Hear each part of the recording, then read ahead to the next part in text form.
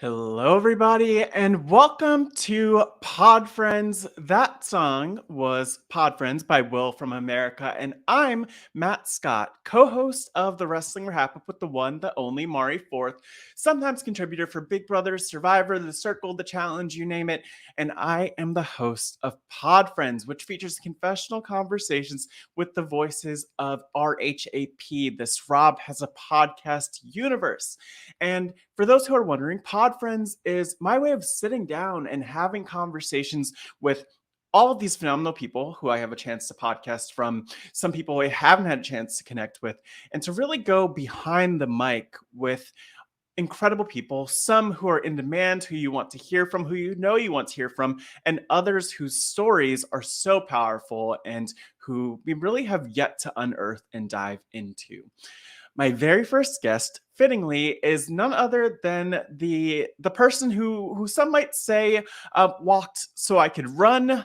I would say that he's running. He's been running. He's still running. He's running the live feed updates. He's running his own Twitch channel. He's running the Taryn show. Of course, I am talking about Taran Armstrong.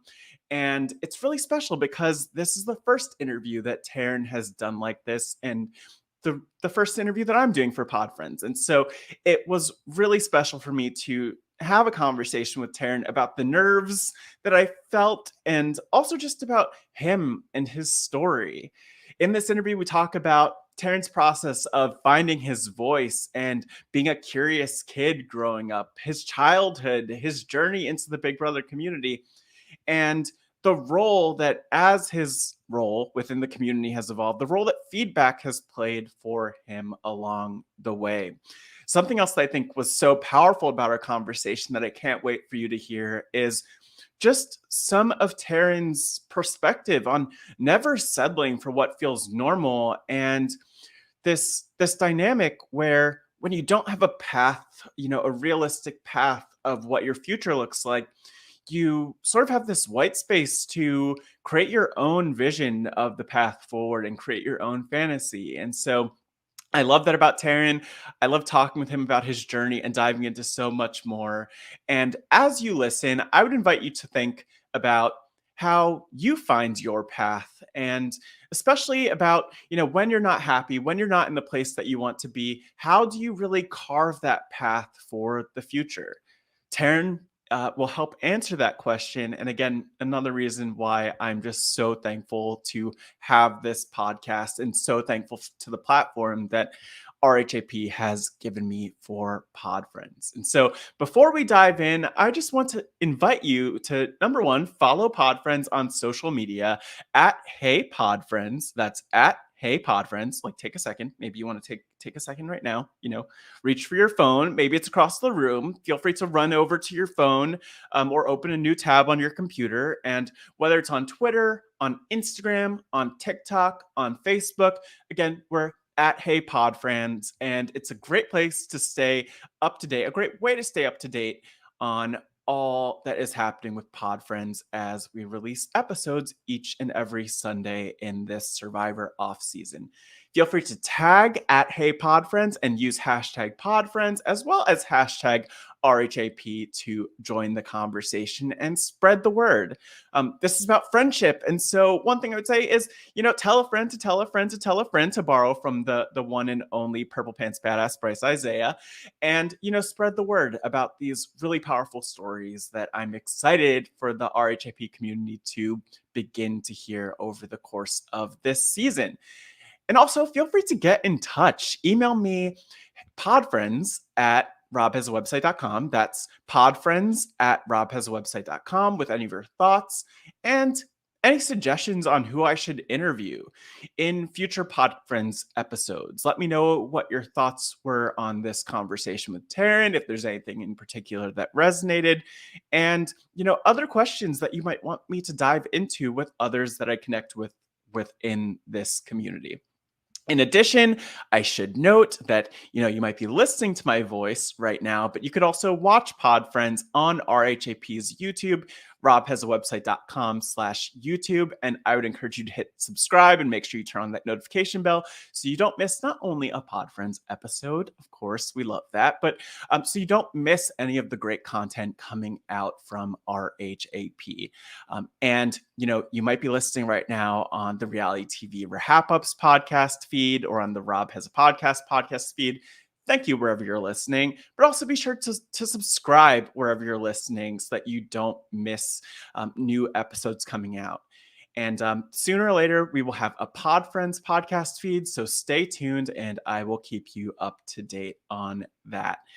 Finally, the last thing I want to say, truly from my heart, is, it's never really a bad time to become a Rob Has a Podcast patron. You could do that at robhasawebsite.com/Patreon. And I'll share, I have been a patron for now a couple of years. And the thing I love about it is that it's a great way of, in the spirit of this podcast, diving deeper, getting to know people, interacting with people who are similarly fans of these scripted and unscripted shows that we love, and also a great way of just connecting. And so things that I love about being a patron, there are the patron Q&As, the Facebook groups, the special podcasts that come up, live events, games, other community gatherings, both virtual and in person. So become a patron for RHAP, robhasawebsite.com/Patreon, and tell them that you joined because of Podfriends, because I sent you. But now I am really excited to give a little bit of a wrestling RHAP-Up style introduction here to today's guest. So let me clear my throat. Making his way to Pod Friends by way of San Diego, California, he loves reading, working out, and watching things, and maybe best known for being the live feed dream. He hasn't eaten plain yogurt since moving coast to coast, and you've heard more than 1,000 hours of this man in the last year alone. He's a video producer, a podcaster, a robot, and the host of the Taran Show, Taran Armstrong.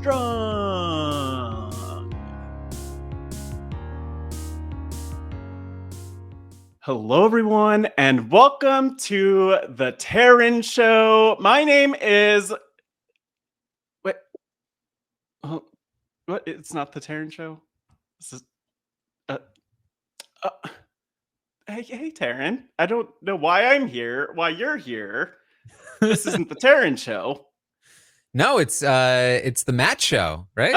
That was the initial name. That was the first name on the list of names. But according to the branding, this is Pod Friends. And I'm actually, I will say, of all the times that I've podcasted with you, this is the one that I'm most nervous for. And I'm not exactly sure why, but maybe you could explain it to me, because you were once in my shoes not too long ago.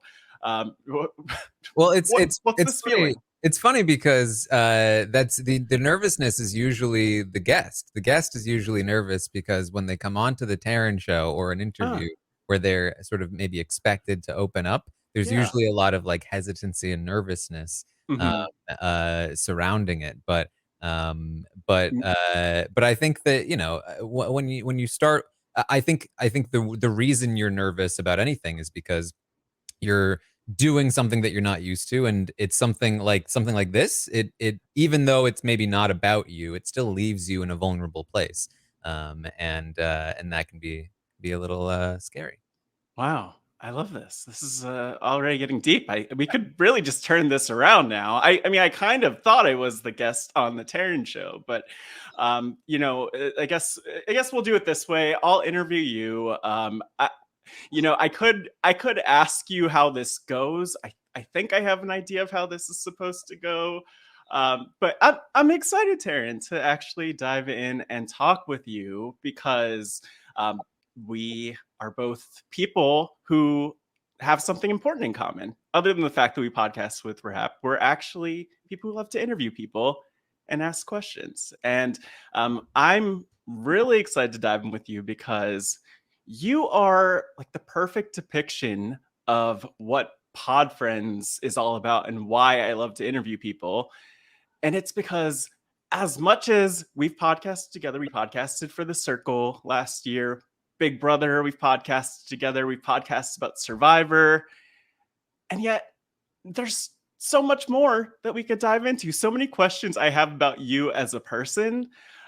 So I just want to know from you, like, when you were in my shoes, beyond the nervousness, like, what was it like the first time that you did an interview, when you first interviewed Rob back in the day? Not to date you or anything.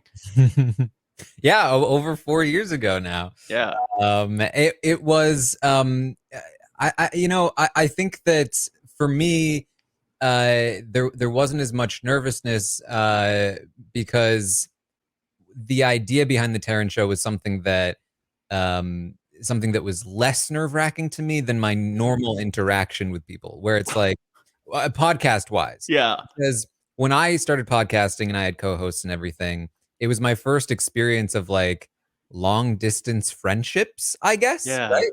Yeah. Where I'd never really met the people in person and I never really had a chance to just talk to them outside of the world of podcasting or reality television.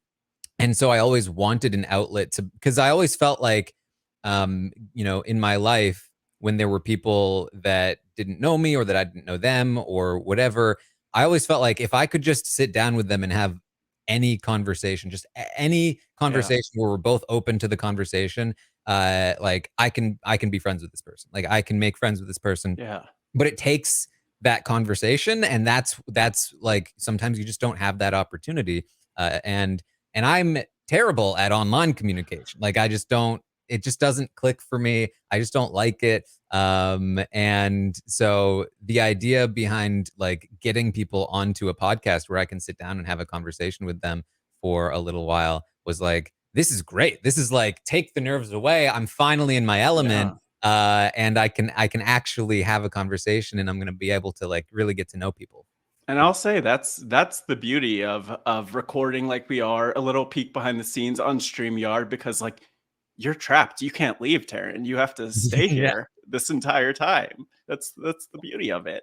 But I think it's something else that you just touched on is the fact that like when you started the Taryn show, it was a different world in a lot of ways, because I mean, I just joined RHAP as a podcaster in 2020, right? And we were in the middle of a pandemic. We were all virtual. Still, it's not weird to have virtual friends, because for the most part, our friends are virtual. But like, I'm so curious to hear from you. Like, what's it like to be on the other end of the mic, so to speak, and to be the one who's being asked the questions? I know you're someone who has shared a lot about yourself in different bits. You could pick up on a lot about Taryn if you listen to the Taryn show and all, but like, what is it actually like to be sitting here and to be interrogated by me? Are you afraid? Are you intimidated? Like what's going on, Taryn? I in some ways I'm excited, mostly because for a long time, since I started the Taryn show, people have always been like, you have to do a Taryn show. Like and that Interviewing always yourself. it always felt weird to me, or like have somebody come on and interview, but like I'm somebody that's very open for the most part about myself. I just like the barrier for entry is that you have to ask. Yeah.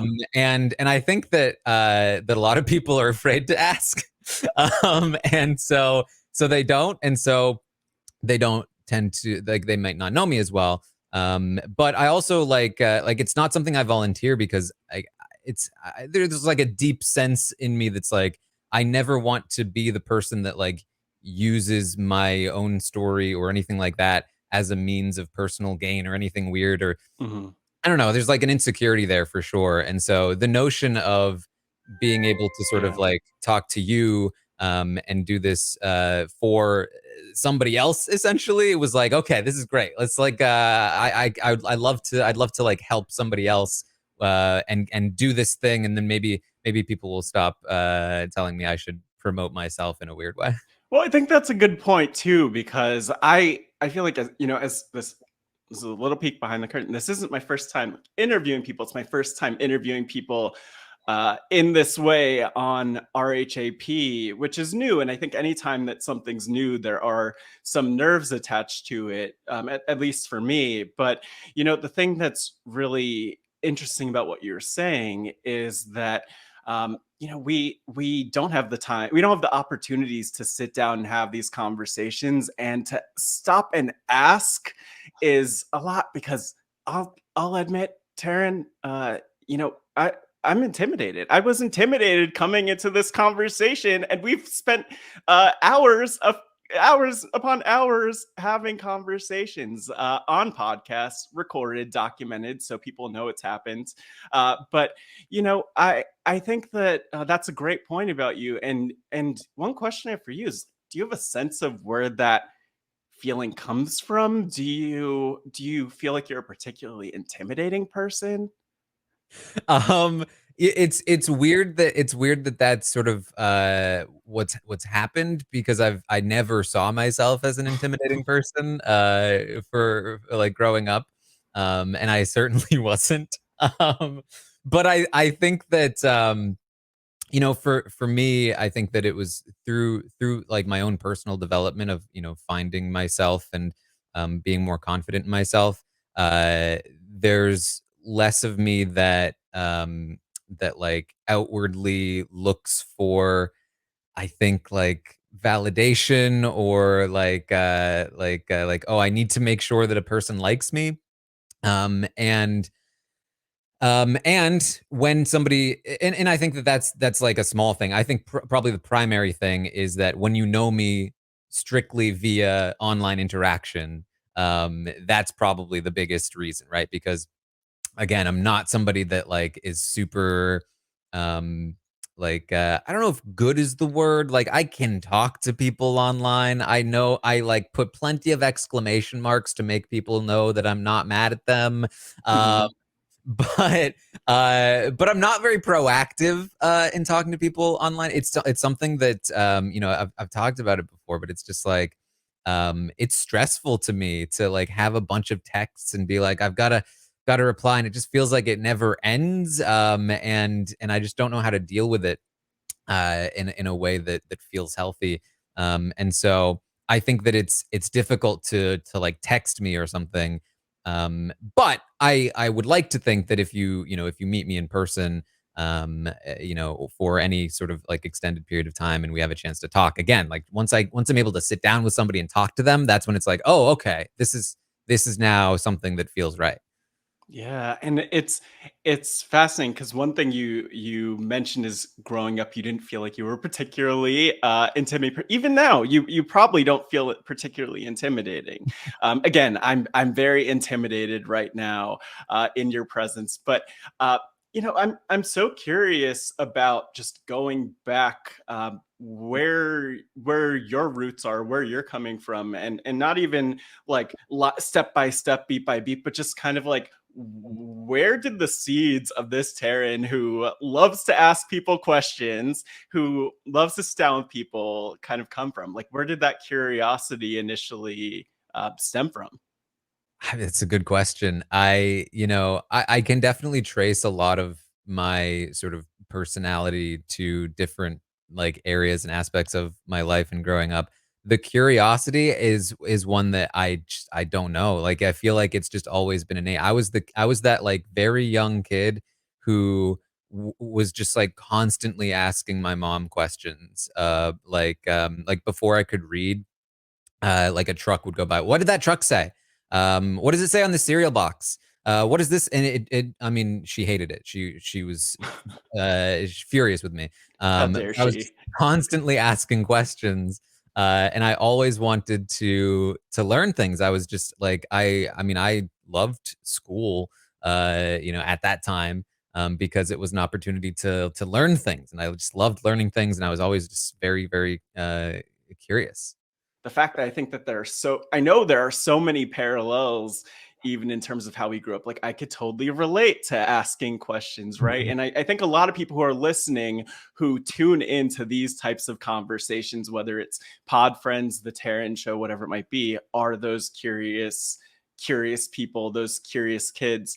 But something I also think is fascinating about you, and it makes me feel kind of bad about doing this interview, is the fact that I feel like you have to, you have to pay attention. You have to piece together a lot of like what makes you you, what your story is, in listening to the Taryn show, in joining your streams. How do you think that people perceive you, or what do you think people think makes Taryn Taryn? Well, it depends on who you're asking about. Like, are you talking Oh, about the audience? Are you talking oh, about like I know exactly who I'm talking about. It's the listeners, it's the audience, it's the people who tune in and know you to show up reliably every day, for the live feed updates during BB, the people who are tuned into the streams. Like, how do they, or what do you think they perceive you as? And do you think that's an accurate representation? I think that the people that probably like my content the most see me as somebody that that loves to analyze things and ask questions, and um, I would like to think that I'm able to sometimes provide an angle of looking at things that maybe you hadn't considered before, and when you have those moments, it's like, oh, that's interesting. That's what I listened to this guy for. And I think that's probably the biggest reason that people enjoy what I do. I think there's also plenty of other things. There's some people that like the idea of a robot, Taryn, Hmm. that's like strictly about strategy, even though that's not really what I do. But they like the idea of it. And then there are also people that sort of like, know that that's not really what I do, and kind of just like, oh yeah, the robot thing. But I like the emotional analysis or whatever it is. Um, but yeah, I think that's I think that's a large part of what people enjoy about my stuff. And, Yeah, and do I think it's accurate? I mean, yeah. in terms of what I hopefully provide to them, I hope it's accurate. I guess in terms of like the robot thing, or there are lots of inaccurate sort of assumptions about me. Sometimes there are Yeah. accurate assumptions about me. But I don't, you know, I'm not my full self to thousands or whatever amount of people. Um, like none of them are ever going to know who I actually am, and I'm happy about that. I think to a degree, like I want people to know me for who I am, but I don't want to feel like I'm again sort of like selling myself, or using that to get money. I don't know. Yeah. I want I to think it's provide content. I don't want to sell my life. exactly.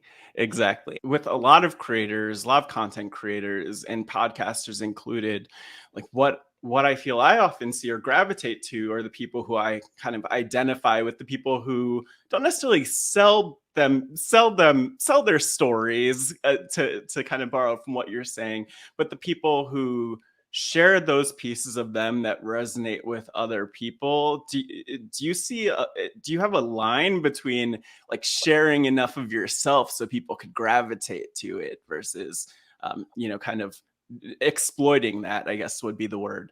Yeah, I mean, I definitely share pieces of myself, especially in places where I have the space to, like on Twitch. Mhm. There's a lot more like free form conversation. People ask questions all the time, and there aren't a lot of questions that I just won't answer. I give of myself there all the time, but I feel like that's more of just a conversation. Again, it's like the Taryn show. In the Taryn show as well, like I share lots about myself in the Taryn show. I'm just, careful to make sure it's not about me, because despite the name, it's not. Mhm. And so I do feel like I share a lot about myself in that way, but I don't actively try to make any content that I produce about me. I want to make it about an aspect of me, like my love for Big Brother, my love for fantasy, or my analysis of a certain thing.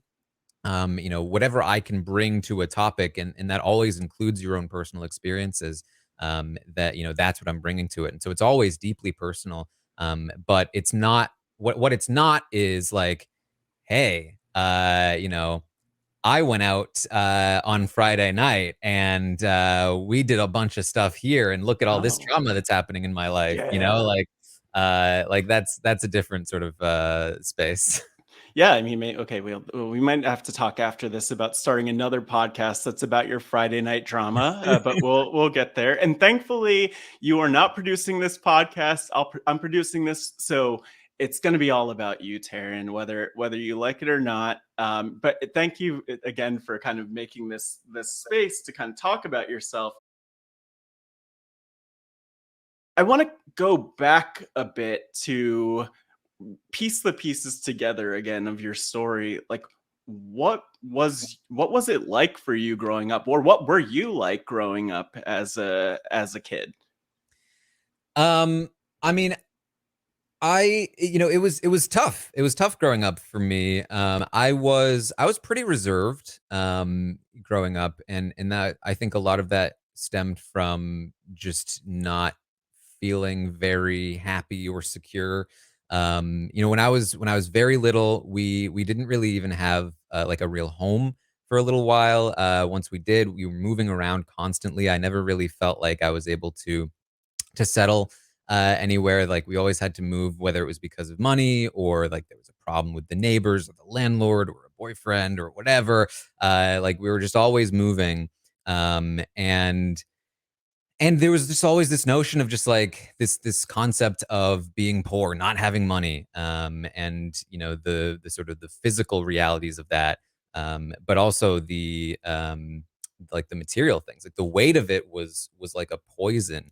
It permeated every aspect of my life, and there was just a constant worry of it, a constant reminder. There was constant complaining about it, that it was suffocating.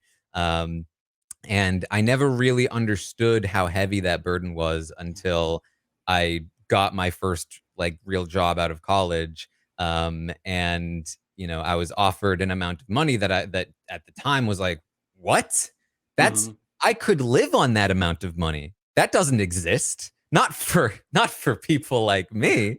And it was like I stepped out of Plato's cave for the first time and saw the real world, and it was that burden that I never even knew existed was lifted off of my back. And when I say lifted off of my back, like it's still there, like Yeah. it's hovering above my back, like the snail that will kill you, if it touches you. If you've Yeah. seen that meme. Uh, um See, I haven't, and as much as we might have in common, we there that is one difference. I don't know the snail. I've never met this mm, snail. But I will also say I think that it's not surprising that you still have that weight on your shoulders, just because I think a lot of us, and I'm not a psychologist. Please don't at me for psychologist related things. But one thing I'll say is, like, I know, in just my own awareness of psychology, that a lot of what we are, how we show up today, is based in like childhood patterns. Some might say childhood traumas, things like that. But I actually want to ask about something specific. So I mentioned piecing together who more about who you are, how you show up in the world. One thing that I heard on one of the old Taran show episodes is that when you were a kid, you, similar to me actually, were interested in being a psychologist for the other kids. What was that about? I'm fascinated because I haven't spent time thinking about this, but maybe you have. Well, I mean, it was pretty clear to me at the time what it meant, and it hasn't really changed.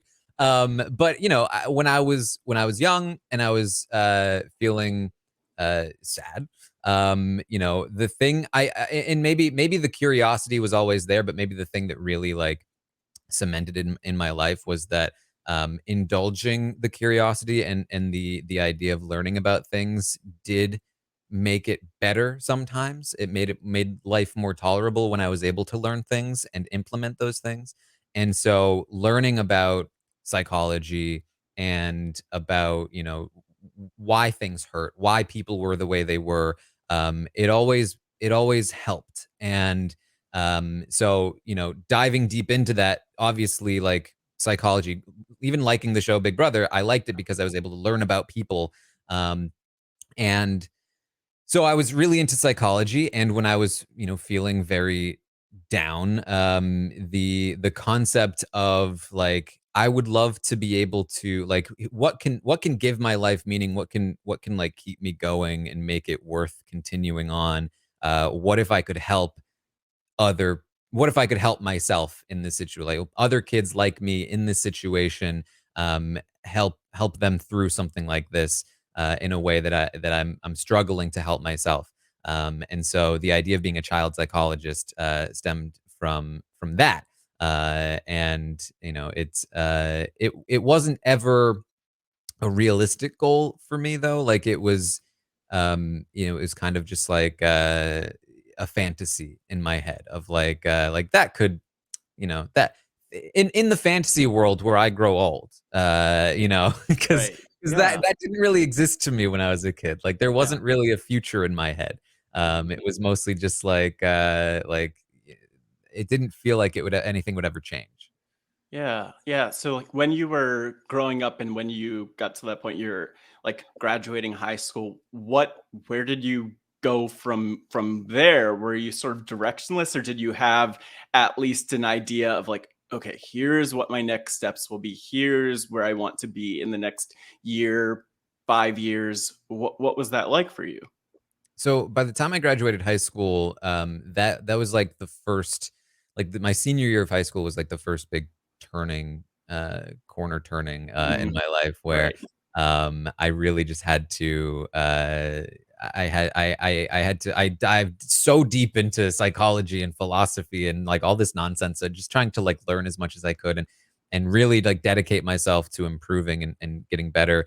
And so when I was thinking about going to college, like the idea was mostly just like I can get out of here. I can Mhm. escape this current reality and go into a new one, and who knows what that will be like. And my old notion of maybe I'll be a psychologist, and my love for psychology, made made sure that I was going to a college that had a psychology program in it, so that I could try that. But again, it didn't feel realistic to me. Even that, just because I knew that I didn't have the money for like psychology. It's been a long time now, but I Yeah. believe it requires more than just an undergrad degree to be a psychologist. And so the idea of like, oh, I can't afford anything beyond, what I've barely managed to, scholarship and loan my way into for college. So the idea of being able to be a psychologist was still like, nah, but I still wanted it there in case, right? Yeah. And then the other thing that I loved was film and TV and the idea of being a writer or something that I could do to sort of like create worlds that again, probably to escape, that really appealed to me. And again, because none of it felt realistic, I was just like, why not? Psychology, film, we'll go for whatever. Yeah, yeah, I think that's fascinating because I was just reflecting on what you were saying. Like psychology, it didn't seem like a realistic path for you to become a psychologist, um, and yet you were able to see this path with the direction you're going and with film and with videography. Like, was it realistic to you, or were you just so passionate about creating that content, about writing, about you know being a creator? I mean, I will say it did not feel realistic to me to be a writer or anything like that either. Mhm. I like nothing felt realistic to Right. me again until I really got my first job out of college. It was mostly just like, this is what I'm supposed to do, Yeah. and I know I need to do it because I can't stay here. So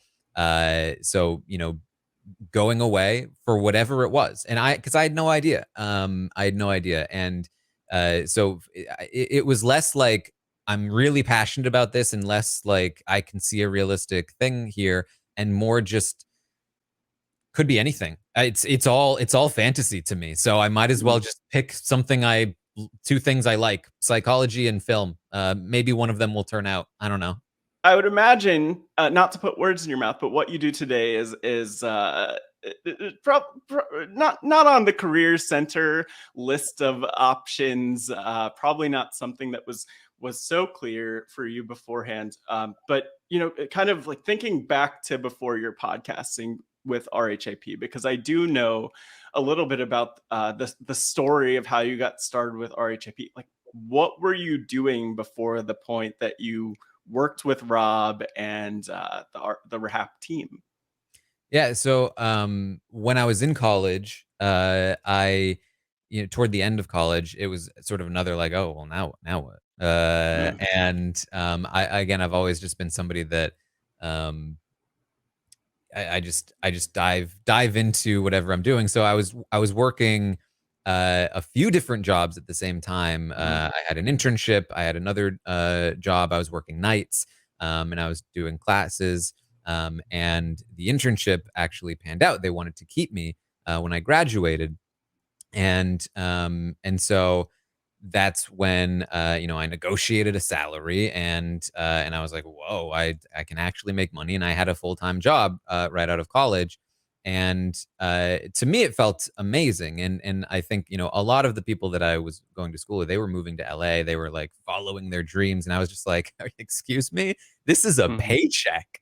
Yeah. And it was just a startup. I was just making, support videos, marketing videos, just, silly little things for this startup company. And it was great. I mean, it was very flexible.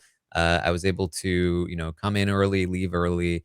I was able to, work from home like one day a week, which was nice. And it would just I was just enjoying having money. I was like aggressively paying off of the loans that were like a huge burden on me, and I was saving as much as I could. And I started, doing some freelance work, and things were going great until the company was bought out by another company. And even though we were doing well, that parent company had like a down quarter, and they decided to Mm. just close us off. And so, pretty much everybody lost their job, and that snail that was following me, this idea of like going back to where I used to be, was like, oh, he's in the room. I Yeah. got too complacent. Oh. Um, so I just started doing more freelancing. I started applying for jobs when Rob put the call out for people to be on the podcast.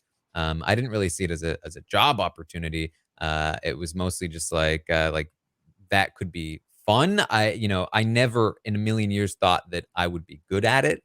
In the Big Brother space, whenever I looked at the forums and I'd been on them, I'd seen jokers for forever, and like, nobody ever expressed the things that I wanted to have expressed. So I was like, nobody's gonna want to hear my thoughts on this. Um, but I talked my friends' ears off about this stuff, and they're like, you have to. Are you kidding me? You'd be great." I was like, "You're lying." But it stuck in my head, and I had watched a couple of the other video submissions that people had sent in. They sent them in on Twitter, and I was like, "Oh yeah, can't do it. No, definitely not. These people are Oh. so funny and charismatic. There's no way. Scratch that idea." But it was still in my head that night, and I was thinking about it, and I had remembered that in the preseason interviews for Big Brother Canada 3, they had filmed them in these like Rob had called them like these cheap generic hotel rooms. It was a whole big thing. And I was like, wait a minute. I just bought a bunch of like in-home production stuffs to do freelance work. I can replicate a cheap generic hotel room. I can do a parody of these preseason interviews, and I think it would be funny, and I think that would be enough to get me at least one opportunity to talk to Rob Sesternino on a podcast, which would be very cool. And I couldn't even sleep that night. I was just thinking about what I was going to do. And so the next day I did it, and I sent it in. I had a whole problem with Twitter. But right away, like Rob liked it and retweeted it, and he sent me a message on Twitter, and he was like, "I love the video. I'd love to have you on the team." And I was like, "Wow!" And from there we Yeah. Wow. Yeah, and it's like just hearing that, one thing that stands out to me is what you were saying of like, they wouldn't want me. There are all these charismatic people here and fun people. And I don't even, I just imagine them being like really pretty and charismatic and maybe lots of makeup and great hair. That place of you looking at other people and kind of seeing what they're doing and thinking of yourself and saying, I don't know why they wouldn't want me. Is that a pattern that you've seen a lot, and kind of where has that shown up otherwise for you? I mean, I think that that was just like how I saw life for so long. It was always the good things in life were for other people, and not for me. And I don't think it's something that plagues me at least as much anymore. I can't think of the last time I was like, oh, I can't do that. It and I shouldn't have felt that way at the time, but, yeah, I just didn't feel like I fit in, especially in the Big Brother community. I just didn't feel like I fit in, but there was an audience for what I had to say, which was really nice, but yeah, I mean, it was just, insecurity. I was never like the most talkative, person. I was never like, the person that people would like stop and listen to. I was the person that like if I got you one on one, we'd have a great conversation. But in a group setting, like I don't know.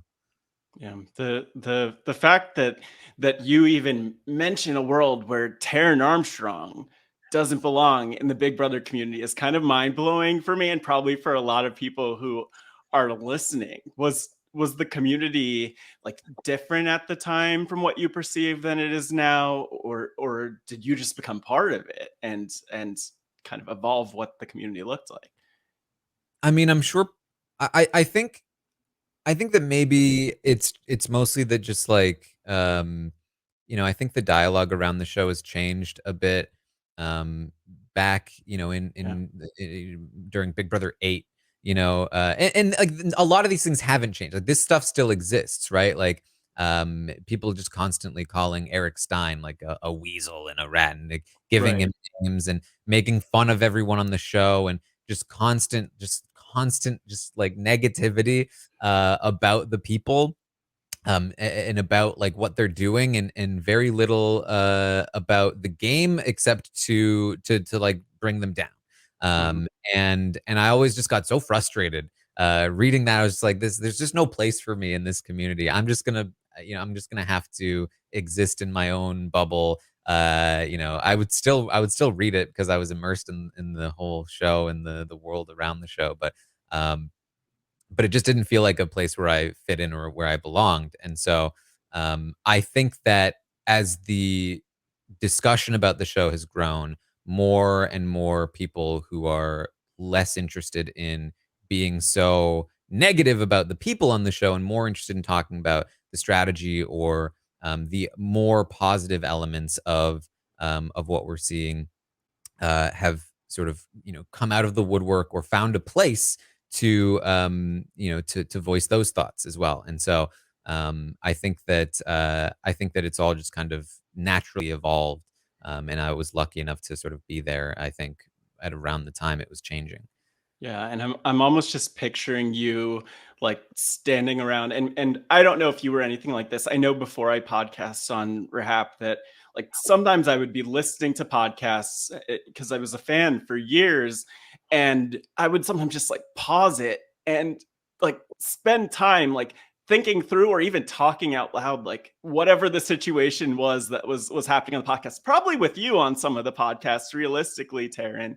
But like you clearly had an idea of what you wanted to bring to the community, bring to the dialogue, the conversation, and we know what how you show up now was there anything that kind of surprised you about, how you were able to plug into the conversations once you actually had the mic and the stream in front of you, or was it what you expected? I mean, I was shocked. I mean, the first podcast I did, I went on and it felt so much more right to me than I expected. I was very nervous about like my setup and my tech, but in terms of, the conversation and what I had to contribute, I felt really good. And people were very responsive to me. Do you And remember what that first podcast was? yeah, it was it was like Peely and the other woman who was out first in PB Can 3. Yes, Um, exactly. Trish? Trish? Yep. Something like that? No, not Trish. It's but anyway, Yes. uh, people responded really well, and Rob was so supportive as well. Just like he was very complimentary of me being there, and I was like whoa, like this was, I was expected to come on, and it was just gonna be like me being able to tell Rob like I love you on the Oh, show, and and instead it was like, oh my god, like people are really responding well to me. Like I think he's gonna want me to stay, even just after that first podcast. And I was like, that's really cool. Like I guess this is a thing now. It's just gonna be a thing that I do, and that's awesome. And it was surprising for sure. Um, and and as time went, I kept waiting for like people to start hating me. Um, yeah. but it didn't really happen too much. I mean, obviously, the internet is the internet, and you're always gonna have people that hate you. But I was waiting for them to start yelling at me in the way that I saw them yell at the people that played Big Brother, and it never really happened that way. And that was surprising and very good. Yeah, it's just so interesting hearing you reflect back on this, because for me, for a lot of other podcasters, I'm sure there are many other members of the class of 2020 who are tuning in. For example, like these feelings that you're talking about are so much more recent. It's like, oh my God, is Taryn gonna hate me? Is Rob going to ever have me back? It was the joke that I tried to make that I think bombed good enough? I don't know. So, like, is there? Have you heard from podcasters who've?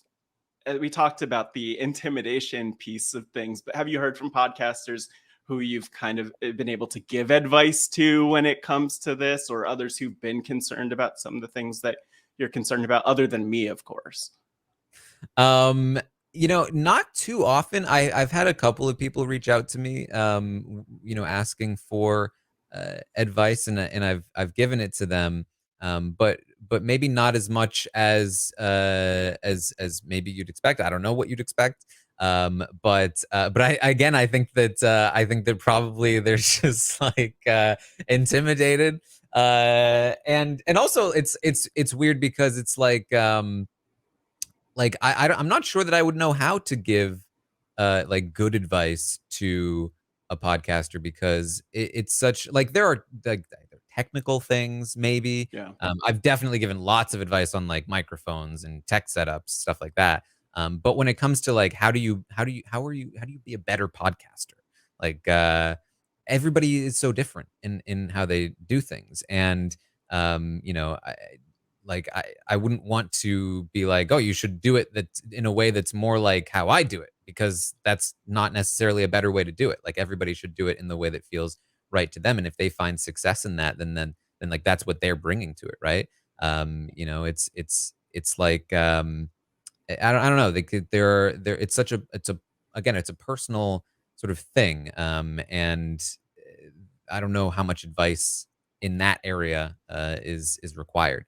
Sometimes people learn from your story and your example, but other times they're able to kind of take some of those transferable lessons, so it's not maybe I'm not going to do exactly what Taryn did, and that doesn't make sense because you're you, and each podcaster is who they are as an individual. But I think that the thing that's interesting is when people are able to pull out those lessons from your story. And speaking of your story, I'm not sure exactly how to get back to this, but um, piecing things together, I know that one of the things you credit for finding your voice is being in choir. You were in a choir. Yeah. What? Why didn't you Yeah, I tell me mean, this before? Why didn't we talk about this on the Survivor podcast?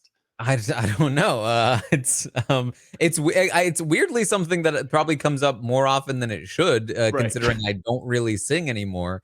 But it was definitely a huge moment for me in my life. It's something that happened, senior year of high school.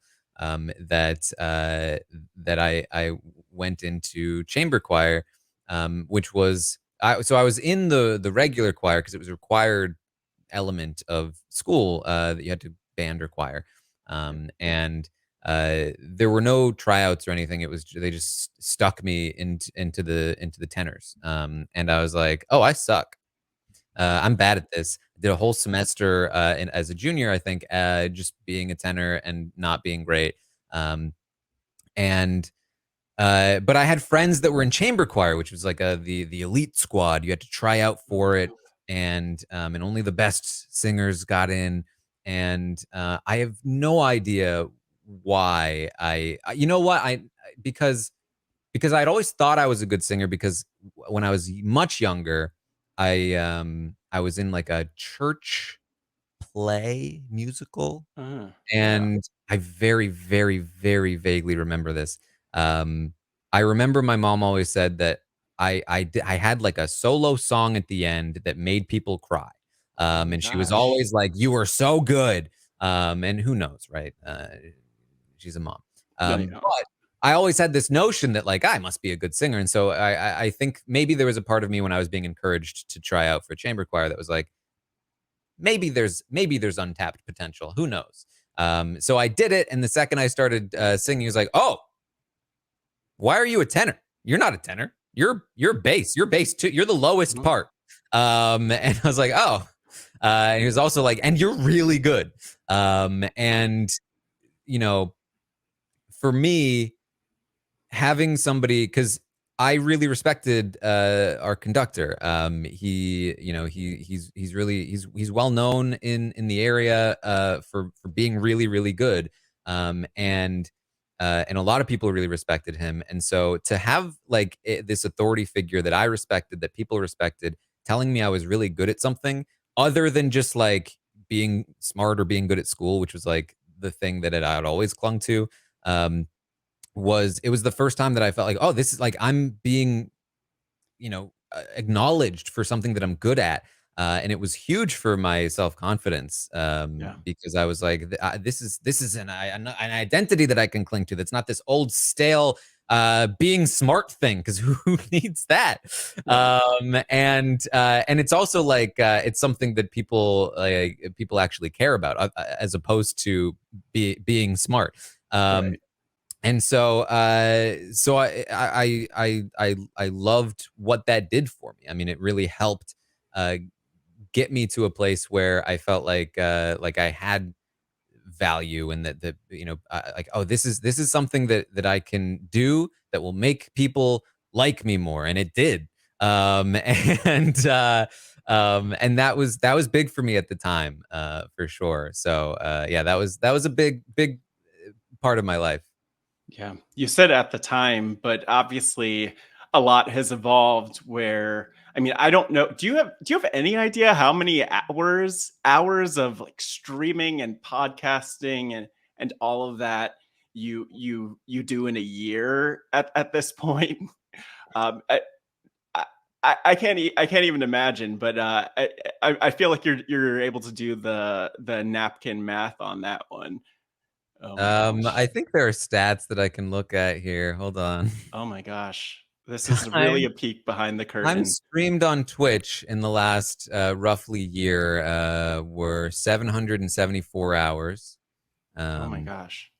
and that's, of course, not including any podcasting that I did, which I imagine would add up to a lot as well. Yeah. So, yeah, it's a lot.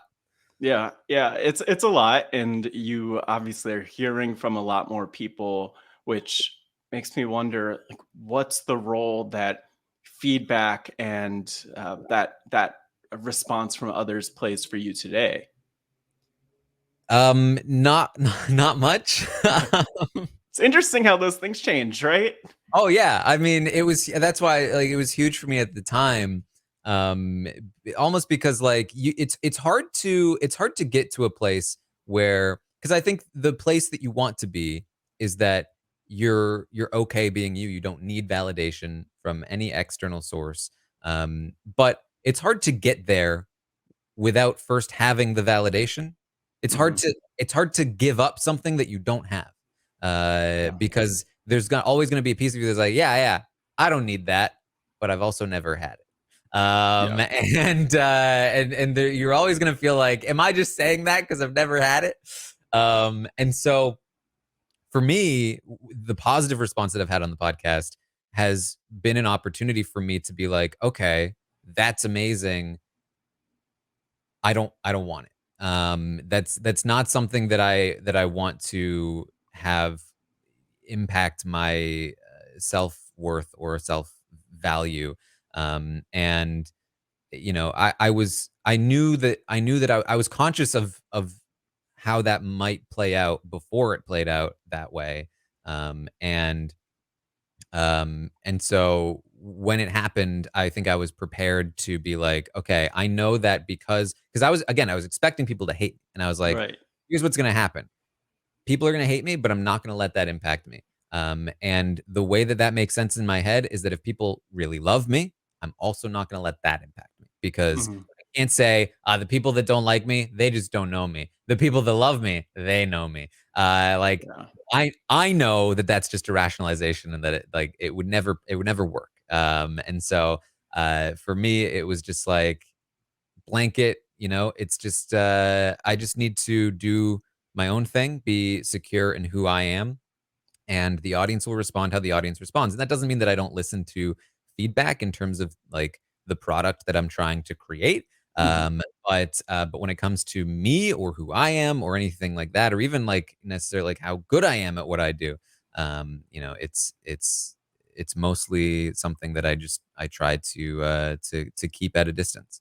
Yeah, yeah, and I think, to talk about myself, because these are really meant to be more conversations than anything else. Something that maybe part of where the nerves I talked about coming into this, are just that response of like, I know who I am, I know how I show up in the world, I know how who I want to be, and but at the same time, it's a different animal to hear from other people, to hear that feedback, or especially when it's negative feedback. But I like what you're saying about, you really have to logically too, you really have to kind of be consistent. You can't just appreciate the good and discount the bad. It doesn't really work like that. But I also love what you're saying about the fact that, um, once you've had that validation, which I know in a lot of ways I have, and you mentioned having yourself, that you are able to kind of shut out that need for feedback, and that need for validation or criticism or whatever that might be.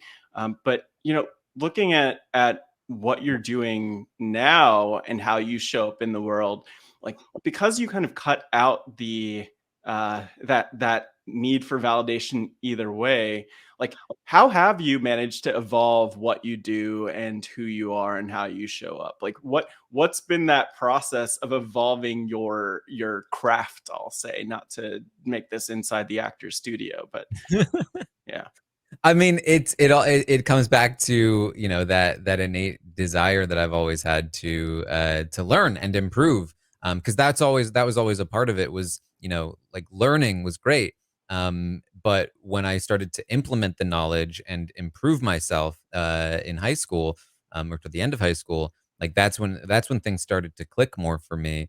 And I've always just been obsessed with that process. It feels good to use that knowledge in a way that improves on myself and what I'm doing and how I'm feeling. And so for me, it's always just an internal process of, I've done so much work on myself that, most people will never know. Like, Yeah. it's not for them; it's for me. And so the same thing kind of applies to what I do for content creation. Um, luckily, I do something with Big Brother that a lot of people respond to. But I just started a YouTube channel where I'm talking about sci-fi and fantasy. That, who knows if people will respond to that, but, like, that's something do that I have been doing all the time to myself, with myself. And so, this is like another way of improving on how because I, like, basically I write notes to myself about the things that I watch or read. And I come up with, like, this is my little review to myself of this thing. And so now people are sort of seeing in a version of that, and it's an opportunity for me to improve and refine on that process, because that's a huge part of my life. I really enjoy reading and watching and analyzing those things as well. And so, yeah, it's mostly just a self-driven thing. Yeah. It's interesting that even with the YouTube channel you mentioned, I don't know how people will respond to that when I'm outside of your brain looking in, and it's so clear to me that people will respond positively to that. Not even necessarily because they love you and because they already respond well to you and value your voice and like they show up for you, Taryn, but even more because you have an approach where you're like you have a healthy way of processing feedback. You have an approach where you're more consistent than and probably most people on earth, but more consistent in a lot of ways. And consistency is a huge way of moving any kind of creative project forward. And you've shown that it's worked in other ways. And so to me, it seems clear that like YouTube will pan out for you. But like, do you have any idea where that voice comes from that says like, I don't know if this will work out, or I don't know if I'm going to be able to make this work? I mean, I think it comes from, like, just trying to be realistic. I think Yeah. it's mostly just um like, I know from experience at this point that, there are things that work and that don't work. There are things that I love that people don't respond to. Mm, And that doesn't mean that I don't think that what I did wasn't valuable. Like, when I talk about, like, a sci-fi fantasy YouTube channel not working out, maybe it will, maybe it won't. I don't think that diminishes its value in any way to myself. It's mostly just like, you know, if I throw this thing against the wall, does it stick? Great. Does it not stick? Okay, that's also fine. I'll throw something else and hope that that sticks.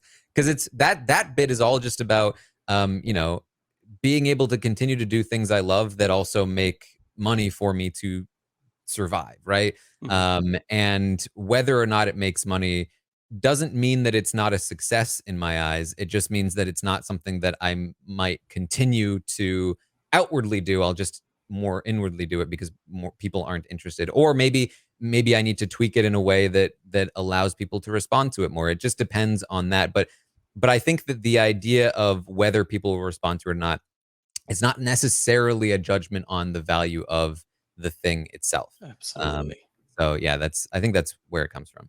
Absolutely. And it's fascinating to also just see the process of like, well, just because I'm great at this thing or just because I've succeeded in this way, this is exactly what Taryn said, people. Literally, you could roll back. He said, just because I'm great at this thing, no, just because, but yeah, just because you are great at certain things or successful in certain ways, you have to kind of stay humble and keep your feet on the ground rather than kind of losing yourself in that. And I think that's an important lesson kind of to kind of get a little bit more technical. I'm so fascinated, and I'm sure a lot of people, I know a lot of people are so fascinated specifically about how you show up when it comes to like live feed updates and literally showing up every consistently over the course of the Big Brother season. But like, what is your life like over the course of a Big Brother season? Like, what's a day in your life like to start? I mean, they're very different. Oh, It depends on sometimes what's happening. Being somebody that covers the live feeds is kind of like being on call 24/7. Because if something goes down, mhm. then and like I'm out and about, then I've got to be like eyes glued to the phone, like, oh, sorry, I've got things. Most of the time there are obviously things that are important enough that I will be like, all right, I'm just gonna have to catch up later. But I posted a picture of myself at a wedding one time when something was happening on the live feeds, and I was literally just at a wedding on my phone, like, oh my god, Tommy's telling them about Christy, Uh-oh. and so that's part of it. But to a degree, that was just like that was life anyway. Like I was always interested in what was happening. There wasn't as much urgency to always be on top of it before I was a podcaster. But it's something that like anything you care about. If information comes out or new news, Yeah. oh, this is interesting. I'm gonna look at this later. So there's that angle of it.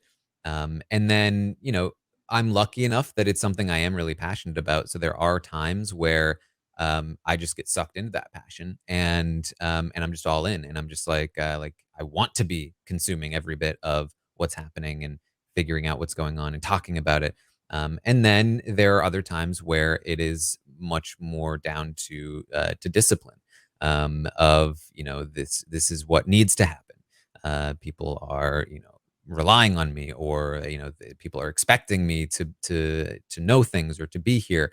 And so discipline is something that I had to work on a lot when I was improving myself, because I couldn't rely on passion or like the desire to want to do something, because there's a greater desire to want to do something. There's this sort of nebulous idea of like, oh, I would like to get fit, right? But every morning, when you're working out, you don't have the desire to work out. You have a desire to get Mhm. fit, but not to work out.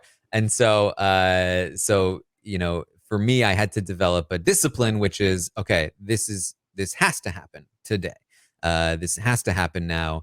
And there's of course still flexibility here or there, but maintaining that discipline is something else that makes me happy. It's like little things that I'm able to do and fulfill that make me feel like I'm succeeding at my goals. And so in some ways I'm able to sort of rewire my brain to reward myself for doing things I don't want to do by uh you know making them little steps on a bigger journey. I don't know. Right. Yeah. That makes sense. And it's everyone has to find their motivation. Like, what's the thing that's going to push them to the place that they want to be, or what they want to accomplish. Like when you're not working out, when you're not streaming, when you're not podcasting, when you're not singing in the shower, because I'm sure you're still hitting those notes that you were at the end of that musical back in the day. Like, what are you doing? What are you reading? I know you talk a bit about like what you're listening to otherwise, but like what occupies or what excites you most in your quote unquote free time, which for a lot of us is for a lot of us your free time. Let me try to say this the right way. Your free time is our free time, but our free time is not your free time. I hope that people make sense of that. My free time is spent watching reality TV. But yeah, like that wasn't confusing at all. This is my first time interviewing someone for Pod Friends. Thank you very much. But yeah, like what's your free time looking like, Taryn? Um, I mean, it varies. Yeah. You know, you when you said like when you're not working out, when you're not, podcasting or anything like that, it's like yeah, when is that? Yeah. Um, but it is. I read a lot. That's one of the reasons why I started the YouTube channel is because there's this huge part of my life. I read so much, and I have no outlet for it because it's so hard to find people to talk about books or Yeah. anything like that. But I read a lot, primarily sci-fi fantasy. I primarily fantasy, uh, mostly because I just fell in love with fantasy. When I was growing up, I read The Wheel of Time, and I loved it, and I loved A Song of Ice and Fire, and I loved all kinds of different fantasy series, and I love how large and epic and long they are. How long you get to spend with the characters.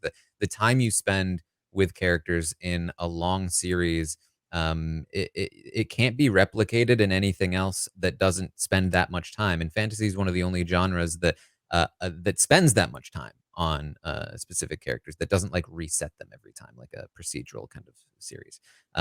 So that's really what I love about fantasy, and it's taken me a while to learn that that's what I love about fantasy, but it is.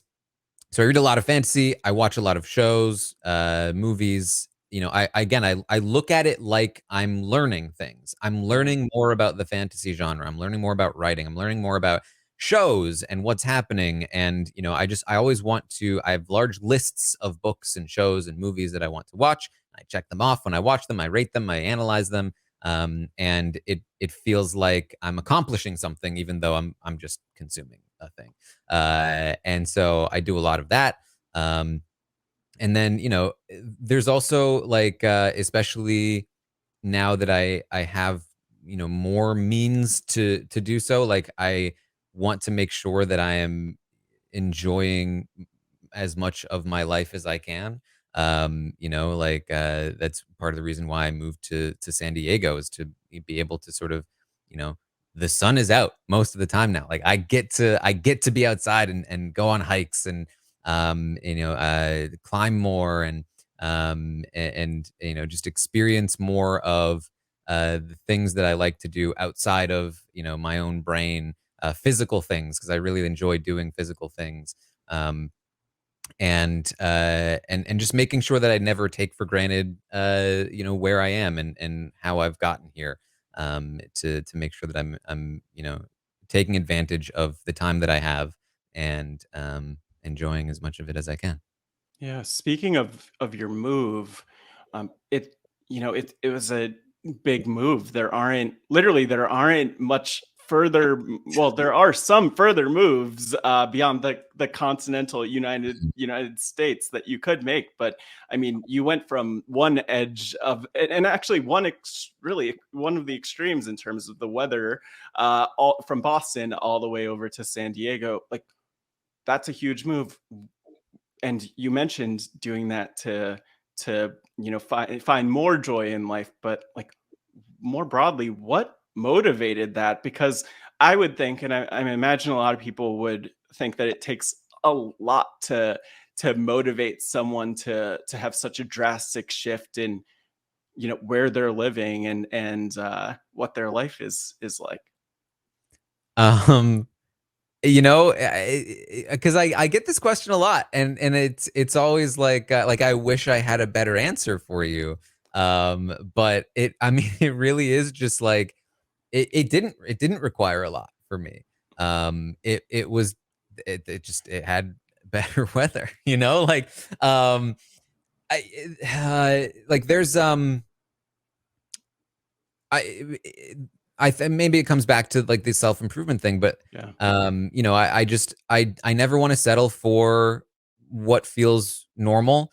Um, that was a huge part of learning and trying to learn things when I was younger was that a lot of like accepted norms didn't make sense to me, didn't apply to me.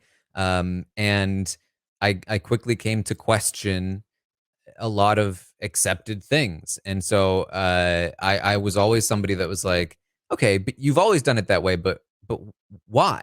What if we tried it a different way? And so I've never been super stuck to just like, oh well, you know, people say that's an extreme thing to do. Like, okay, but why? Is it for me? Because it doesn't seem like it. And so for me, it was just like, you know, I know I don't want to stay here forever. I don't like the winter. It's not fun. Yeah. And if I could like when I bought my TV, I was like, what's the best TV? I watch a lot of TV. I'm sick of like what's the best value TV? I'm sick of like what's the best TV for no, what's the best TV? And I was like, okay, never mind. Let's wait a few years. Then I eventually got the best TV. Right. And so for me, it was the same thing. I was like, where's the best place to live? Where is it? I did a ton of research. I had been to San Diego. I loved it. I looked up all kinds of weather patterns, averages. I looked up you know, different reviews of like what do people like living here? And consistently San Diego is very high on everything. I looked up lots of videos of people who lived there. And I decided, you know what? San Diego is the one I want to try. And you know, once as soon as I have the means to do this, I have to try and see if it's for me. Because the longer I wait, the harder it's going to be. So I have to go for it. And you know, maybe I'll stay here forever because I love it because I do, or maybe I'll try somewhere else at some point. But I never want to just be stuck somewhere because that's just how it's been. I want to make sure that I'm again like you know achieving the most that I can and getting the most that I can out of life. Yeah. It's interesting to like be here talking with you about this because like as someone who loves to like connect with creators and people who are building things in some way one way or another, um you know, i I almost imagine that someone who's listening or the people who are listening, there are many people who will be able to relate to you in different aspects of your life, but it's also really clear that there's a ton of intentionality, a ton of discipline in how like in how you've gotten to where you are today.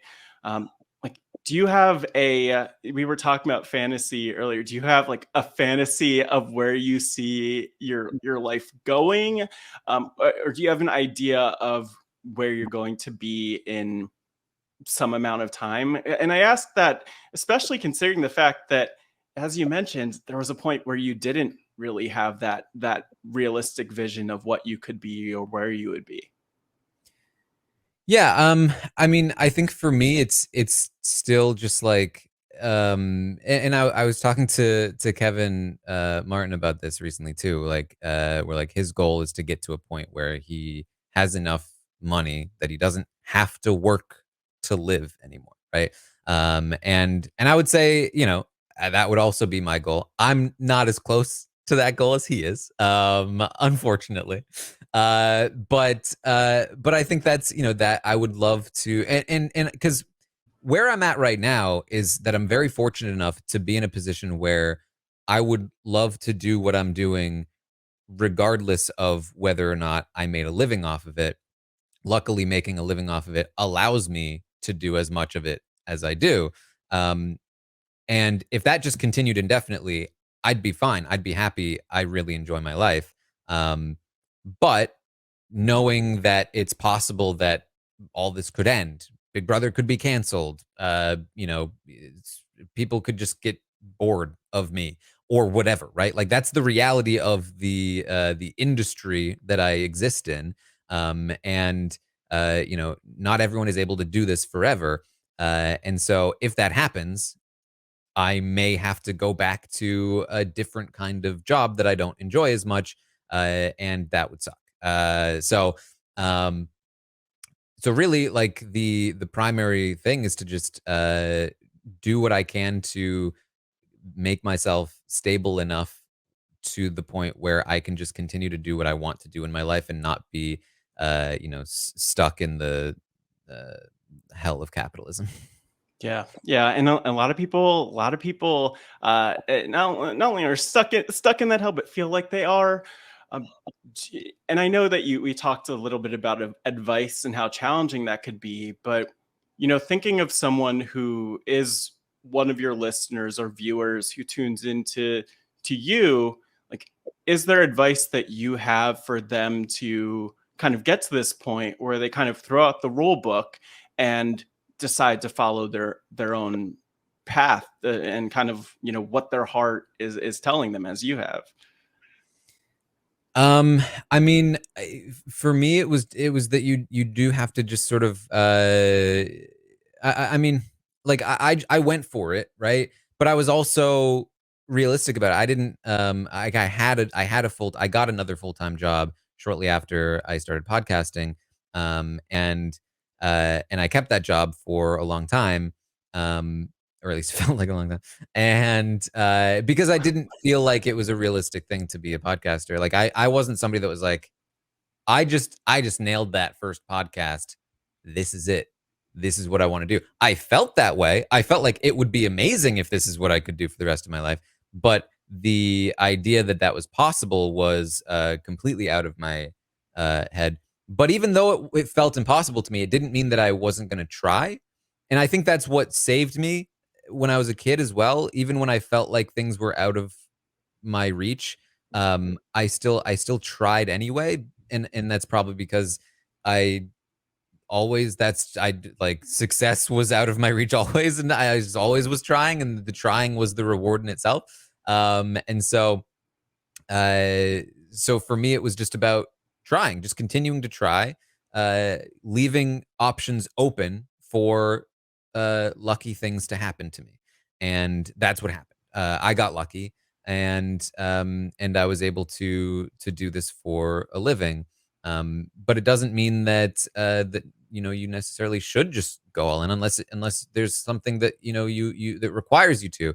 Um, and maybe it is worth that gamble at times. I've talked to so many people who could probably give much better advice than me on this subject, because a lot of the people that have been on reality TV are the kinds of people that did just go in and talking to Kevin, talking to other people that have found success. So many of them talk about even though people were discouraging me or I felt discouraged or whatever, I always felt like I was destined for something special, that I could achieve what I wanted to achieve if I just worked hard enough, whatever it was. Um, and uh, and like for them, like that vision allowed them to push through whatever blocks they had, and they were able to take massive risks, and those risks paid off. But that was never me. I never saw those as realistic things. I just was like, wouldn't it be great? It was almost like, wouldn't it be great if I won the lottery? So I bought a lottery ticket every day. Like I was just like, I just continued to work toward the option of something happening for me. And I worked very hard to make that happen, um, knowing that it probably would never happen, and I was okay with that. And I just got lucky, and it did. So don't listen to me. I mean, do what works for you, right? Like, because there is so much luck, that goes into this sort of thing. But really, just like do what makes you happy, because that's what made me happy at the time. The effort, the trying. Um, I think that the most advice I could give you, and I apologize that I'm a little all over the place on this one, but the most advice I could probably give you is if you're not happy doing what you're doing, you should change it. You should change it so that there's some light at the end of the tunnel, some kind of thing that you are working towards, something that makes you happy, that makes you feel like you're on a path that is not just endlessly bleak, right? Um, whether that's a really small thing that you're able to do or a big thing that you're able to do. um, Go for that. Go for whatever you think can make you happy in the future, or even in the present. Because if you don't, then it's going to be a lot harder to get unstuck. Hmm. I love that advice. And one thing I would say too, just reflecting on what you're saying about being lucky is, so one book that I finished reading in actually reread pretty recently was Winning Conditions by Chrissy Hofbeck, of course, from Survivor, Heroes, Healers, Hustlers. And it's so fascinating because I got to this one chapter. I think it's chapter 8, and it hit me at like the right point where I was just so amazed that I was reading about this when I did, because I'd been thinking a lot about luck in my life, in my career. And one thing that Chrissy talked about is that people often say, you're so lucky, and they look at successful people and they attribute their success to luck, when luck is part of the reality there. But there's also a diligence, and I would encourage anyone who hasn't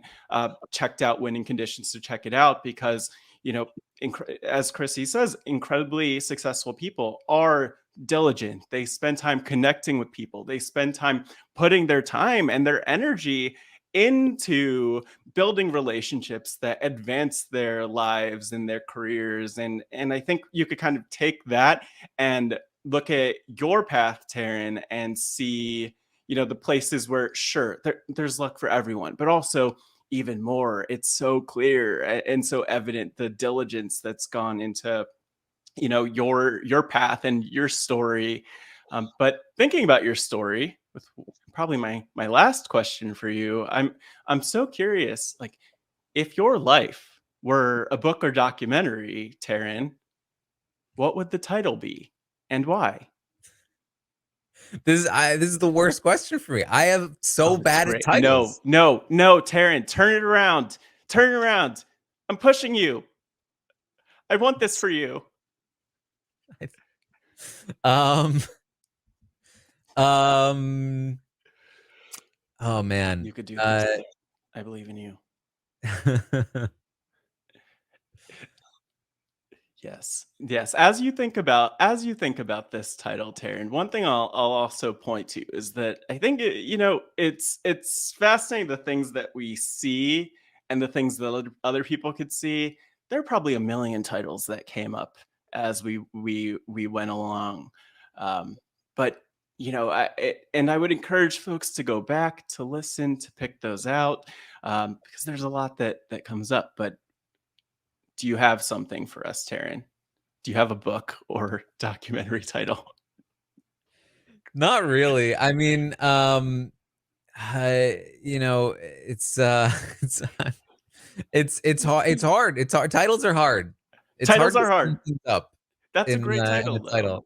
That isn't a bad title. And I think actually, like, the trouble with finding a title, it sort of is well, it's definitely, it sounds like it's a reflection of a bit of where you are. Like, there's a lot of how you're showing up in the world now, where I could tell you, as someone who's not you, that you're writing your story every day, you're creating that, and you're kind of you're I had a boss that used to say, like, with social media, with streaming, with podcasting, that we're kind of like writing these real-time autobiographies. And so, Taryn, you don't need a title. Just let yourself, let the way that you show up speak for yourself. I think that works. But titles are hard, and I like that as a title. Yeah, I feel like the thing about a title for an autobiography or a documentary or whatever, is that you kind of need, unless the title is like the, the documentary of Taran Armstrong, right? Mhm. Because like I'm so uber famous that people care just about me. The point of something like that is to craft a narrative, right? Is to pick some aspect of my life and make the documentary about that. So I think you'd have to find like what area of my life you'd want to focus on and make the point of the documentary, right? And then through that you would find the title. I I think that's maybe the most Taran answer, which is kind of cool, impressive. Well, thanks, Taryn, for taking the time out to do this. And any final words for me and for anyone who's tuning in? Um, thank you for listening. Thank you for caring, and for being curious. I think it's you know, I love that you're doing this, Matt, because I want there to be more spaces uh for people to be vulnerable and to share their stories. Because I think that it's so important to have conversations that aren't just social media or texting or whatever. Because I do think that's and I in some ways I hate that I've become this person, but so much is lost through that process. And I feel like it's a good thing. You are contributing to a more empathetic world, and I think that's commendable. So I appreciate what you're doing. Well, all I can say is right back at you, Taryn, and thanks again. Thank you, everyone, for listening to Pod Friends. I hope you really enjoyed my conversation with Taryn. I know I really enjoyed it and gained a lot from it. I learned some new things about Taryn, and so I hope you did too. And if there's anything that really stood out or resonated with you, I would invite you to follow along. Tweet me at MattScottGW on social media, and also follow along at Hey Pod Friends, where I'm so curious to your thoughts. Email me at podfriends@robhasawebsite.com. Before signing off, I just want to give a special thanks, number one, to Will from America for the theme song for Pod Friends, and also to Scott St. Pierre for being sure that this gets out into the world, to Hannah Litsky, Tricky Rice, Sam Moore, and everyone behind the scenes at Rob Has a Podcast, RHAP, and of course to Rob Cesternino, the man behind the podcast. Thank you, Rob, for believing in me, giving me the platform, the opportunity to be here and do something that I have loved to do for 5 years now. But now with RHAP, with this community, with this network, I'm so excited to dive in, to go behind the mic with more people over the course of this journey. And I'm really thankful for each and every one of you who's listening, who's on that journey with me. Looking forward to being in touch and looking forward to becoming even better pod friends.